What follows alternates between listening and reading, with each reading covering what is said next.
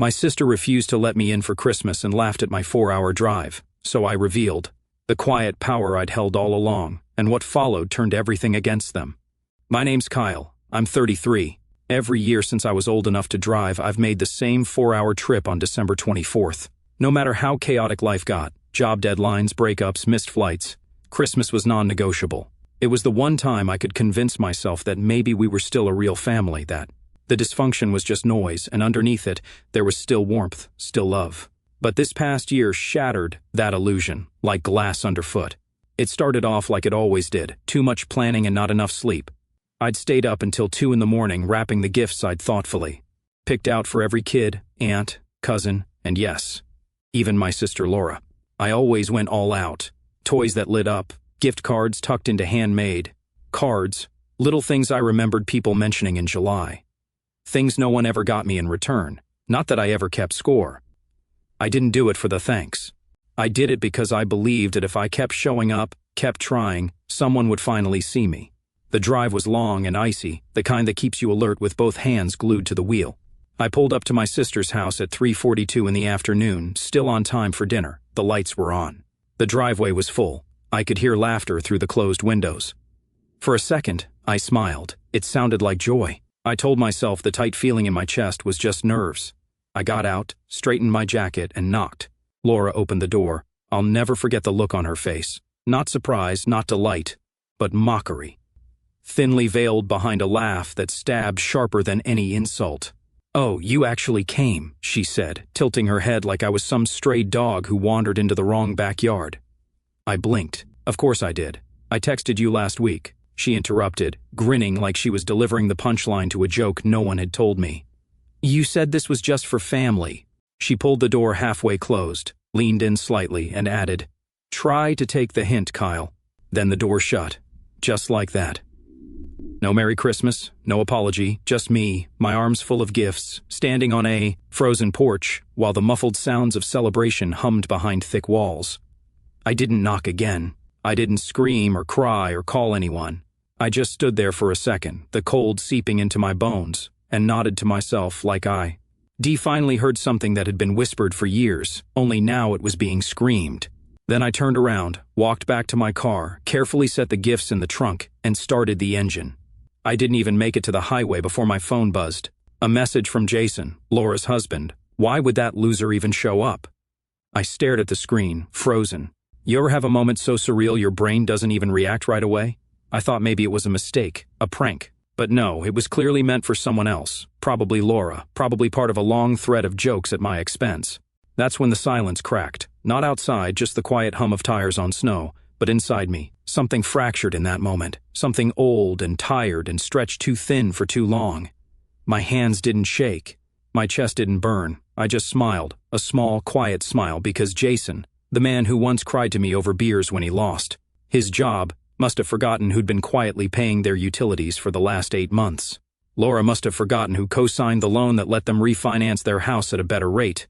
They both must have thought I was just going to keep doing it forever without boundaries, without self-respect. They were wrong. I pulled into a gas station lot, parked, and pulled out my laptop. I didn't even need to think twice. I logged into every account I managed, their electricity, gas, internet, even that fancy family Spotify premium I'd been covering. One by one, I removed my payment methods, canceled autopay. I even revoked access to the Amazon Prime account I'd foolishly shared. Then I opened the loan dashboard and began the process to legally remove myself as a CO signer. It wouldn't be easy, but it was in motion now. A tide that wouldn't stop. By the time I pulled into my apartment parking lot, my phone had 14 missed calls. I ignored them. I took a long shower, heated up some leftover Chinese food, and for the first time in years, I watched a movie. On Christmas Eve, without pretending to laugh at someone else's jokes or forcing a smile through gritted teeth. I felt hollow but also calm, like my spine had grown back without me realizing it. Around midnight, the calls ramped up, 31, 38, 44. By 2 in the morning, it was over 50. At 3:17 in the morning, a message popped up, this time from Laura. Just 3 words: "We need to talk." I didn't open it, not yet, because for once, I wasn't scrambling to fix what they broke. I wasn't jumping in to protect the very people who had made it their tradition to humiliate and isolate me under the banner of family. Instead, I sat on the edge of my bed, phone in hand, thinking about every quiet Moment over the years when I'd brushed something off, when I'd excused a dig as a joke, when I'd blamed myself for being too sensitive after hearing whispers that I wasn't successful enough, wasn't manly enough, wasn't needed. Turns out they were right about one thing: I wasn't needed. Now I was going to show them just how much they'd taken me for granted. But the best part? They had no idea just how deep my support had gone or how much more I still controlled. So I opened her message: "We need to talk." No apology, no explanation, just a demand, as if I owed her time or attention or access. I didn't reply, not out of spite, but because I genuinely didn't know what I'd say that wouldn't come out as a scream. I needed space, distance. Even as I set my phone down and tried to close my eyes, more messages rolled in. One from Mom, one from Dad, even a vague one from my cousin Dylan, who never texts unless it's a birthday or a group photo. All of them danced around the same tone: vague concern, mild panic, not a single ounce of ownership. "Hey, sweetie. Laura said you left early. Everything okay? Can you call me when you get a sec? Not sure what's going on, but I think Jason's phone got hacked.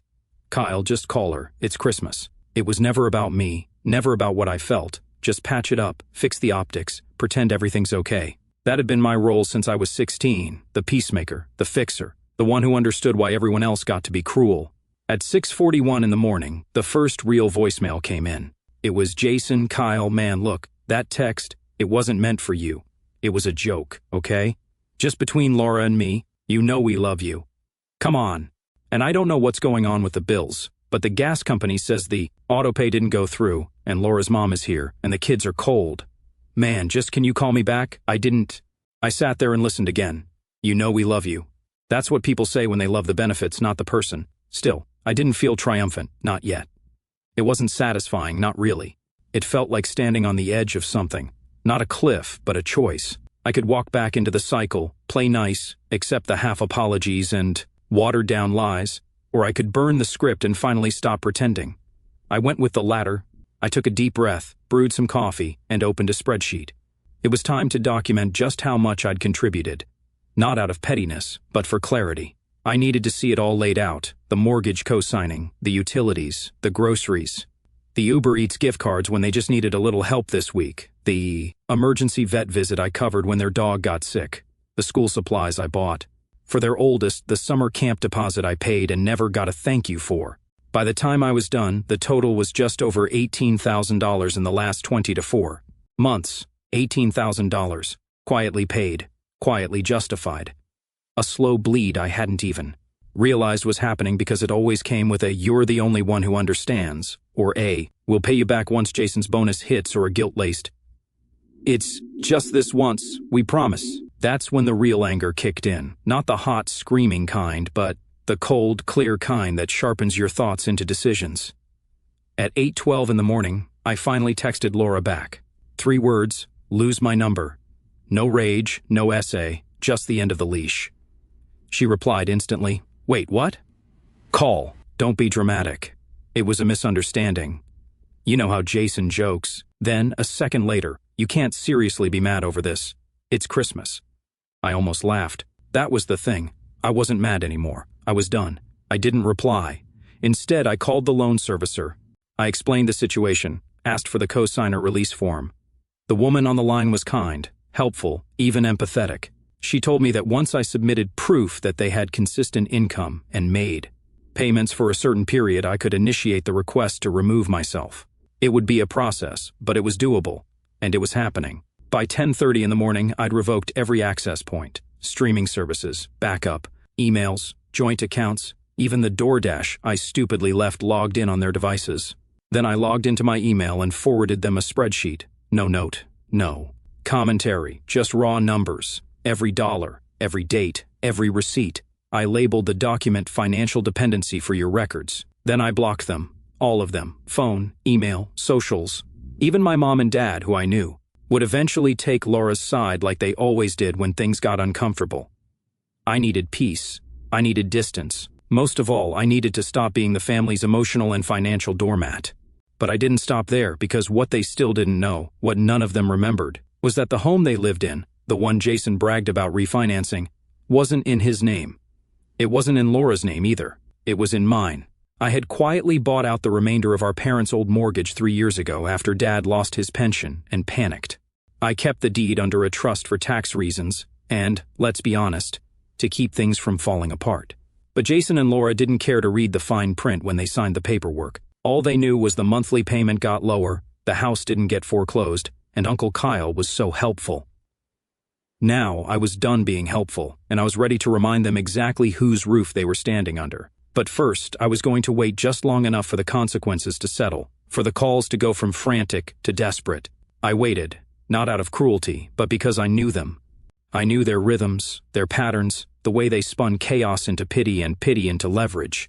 I knew that if I acted too fast, it would be all about me being spiteful or holding a grudge. But if I gave it time, just enough for the heat to turn into desperation, for the missed payments to add up, for the family chatter to shift from confused to concerned, the truth would reveal itself. When it did, no one could accuse me of acting on impulse. They'd see it for what it was, consequence. By December 27th, the first domino fell. I was on my couch, still off work for the holidays, halfway through a documentary I wasn't really watching, when a message came through. A friend of mine from high school, Ashley, had posted on her story a screen recording of my sister live on Facebook. I turned the volume up. "We've just had such a rough Christmas," Laura was saying, sitting on their couch, fake crying in that way only people who practice in the mirror do. "The kids don't understand why the Wi-Fi is down. Jason's been on hold with the power company for 2 hours. It's a lot, you know, and family is supposed to be there when times are hard." In the comments, hearts, prayers, sympathy. I took a sip of my coffee. Not once did she mention my name. Not once did she admit to what they'd said or done. It was pure theater. All vibes, no accountability. It was working. People were offering to send gift cards, Venmo donations. Someone even asked for their Amazon wish list. I didn't say anything, but I saved the clip. December 29th, Jason called me from an unknown number. I didn't answer. 5 minutes later, he left a voicemail. "Kyle, listen, I don't know what you're doing or what you think you're proving, but this is getting out of hand. The mortgage company called. They said they can't speak to me directly, that you're still the listed owner. I thought we signed everything over 3 years ago. Man, you said it was handled. Pause. You can't just ignore us. You're leaving your nieces in the dark in the middle of winter. Be an adult and call me back." The entitlement practically oozed from his voice. That's when I knew they didn't just assume I'd never pull the plug. They genuinely believed they were owed my silence, my money, and my name. That after everything, I was the one in the wrong for no longer funding their lives. That night, I logged into the property trust portal and reviewed the lease clause I had drafted but never used. A clause that allowed for transfer or removal of tenants with a 30-day notice in the event of breach of verbal agreement or abuse of occupancy. I had documented everything. The emails, the agreements, even the text from Laura asking me not to tell. The others I was helping with bills because she didn't want them to think Jason couldn't provide. I had receipts, literal and emotional. But I still hadn't pulled the final lever. I wasn't looking to destroy them. I wasn't interested in revenge for the sake of revenge. I just wanted them out of my life cleanly, clearly, with no room left for return. That moment came on January 2nd. I was eating lunch when I got a knock on my apartment door. I opened it, surprised. It was Mom. She looked exhausted, puffy eyes, red cheeks. She was holding a paper shopping bag full of something I assumed was guilt. "Can I come in?" I didn't answer right away. Then I stepped aside. She sat down slowly, like someone preparing to deliver a speech they hadn't rehearsed. I stayed standing. "I didn't know," she began. "I didn't know they were treating you like that. I didn't know you were paying all that." I said nothing. "They said you'd overreacted, that you just got your feelings hurt and were lashing out." I raised an eyebrow. "And you believed them?" She looked down. There was a long silence. Then she added, "Your father and I have been talking. We're sorry, truly, and we understand if you need space." I wanted to believe her. I really did. But then she reached into the bag and handed me a small stack of envelopes, letters, drawings from the kids, a handmade card from Laura written in glitter pen like it was 2005. "We miss you. Please come back. They're hurting, Kyle." I sighed. "I'm sure they are. But they weren't hurting when they laughed in my face. They weren't hurting when Jason called me a loser." She flinched. "You raised her, Mom, but I'm done raising them." She didn't try to argue. She just nodded slowly and stood. As she left, she paused at the door. "You know they'll lose the house." I nodded. "Maybe that's what it takes for them to grow up." Then she was gone. That night, I began the eviction paperwork, not in a blaze of vengeance, not with glee or spite, just with the calm hand of someone who'd carried a family on his back long enough. I gave them the full 30 days, filed it legally, and even waived any back payment. I wasn't trying to make them homeless, just free, and maybe free myself too. The morning after they got the notice, everything changed. That's when Jason showed up at my door, red-eyed, silent. He wasn't alone. Jason stood at my doorstep like a man who'd finally realized the house was on fire, and he'd been holding the match the whole time. Behind him, just a few paces back, was Laura. No makeup, no fake smile, no glitter-covered apology card, just silence. Her arms crossed, jaw tight like she was biting down every word she wanted to scream but knew better. For a moment, none of us said anything. Then Jason exhaled slowly. "We're not here to fight," he said. "I swear." I raised an eyebrow but didn't move from the doorway. He looked over his shoulder at Laura, who avoided my eyes, then back at me. "We just need to talk." I stepped aside wordlessly, more out of curiosity than kindness. They walked in like guests at their own funeral. Slow, heavy steps, darting around my apartment, like they couldn't believe I lived in a space that didn't revolve around them. I let the silence stretch. I wanted them to feel it, all of it, the weight of their choices, the consequences finally catching up. "We got the notice," Jason said finally, sitting on the edge of my couch like it might disappear beneath him. "And we didn't realize how bad we'd messed up." I nodded once, just enough to say, "Go on." He broke off, then tried again. "I thought you'd always be there. I guess I took that for granted." "You didn't guess," I said. "You knew, and you counted on it." Laura finally looked up. Her voice was tight. "We never meant to push you away." I tilted my head. "That's rich, coming from the person who literally shut the door in my face." She flinched. "I thought you'd laugh it off like you always do." "You're the strong one, Kyle." I nearly laughed at that. Strong? No, I was just tired of swallowing it, of being the bigger person, of being the family ghost, only visible when someone needed money, a ride, a bailout. Jason leaned forward. "Look, man, I messed up the text. It was cruel, and I can't take it back, but I need you to know. I need to say it out loud. I'm sorry." He met my eyes for once. He wasn't trying to charm or joke or manipulate. He looked broken, not because he cared about me, but because the scaffolding of his life, the one he thought I'd hold up forever, had finally collapsed. Laura reached into her purse and pulled out a crumpled envelope, my handwriting, the one I'd sent with the spreadsheet. "We looked through everything," she said. "I didn't realize how much you'd done. I don't even remember half those payments, and I didn't want to remember, because it was easier to believe you were just doing fine." I didn't respond. There wasn't much to say. They'd known. Deep down they'd known, but they'd chosen convenience over conscience for years. "We talked to the kids," Laura said, her voice shaking slightly. "Told them we might have to move, maybe in with my parents. Jason's picking up extra shifts. I applied for a second job and we're going to figure it out." Jason nodded. "You were right to pull the plug. We didn't appreciate you. We used you, and we're not here to beg you to undo anything. We just wanted to say it." They stood.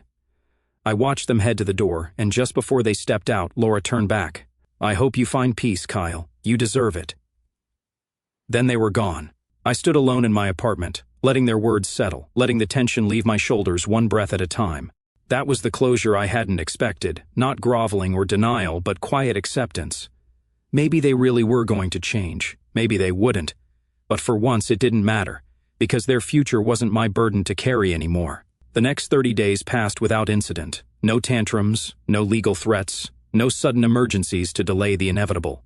Jason emailed me once to confirm a date to move out, and I responded with a formal acknowledgement. That was it. On January 31st, I got a final confirmation from the property manager that the house was vacated, keys returned, and utilities fully transferred out of my name. I stared at the email for a long time. It felt surreal.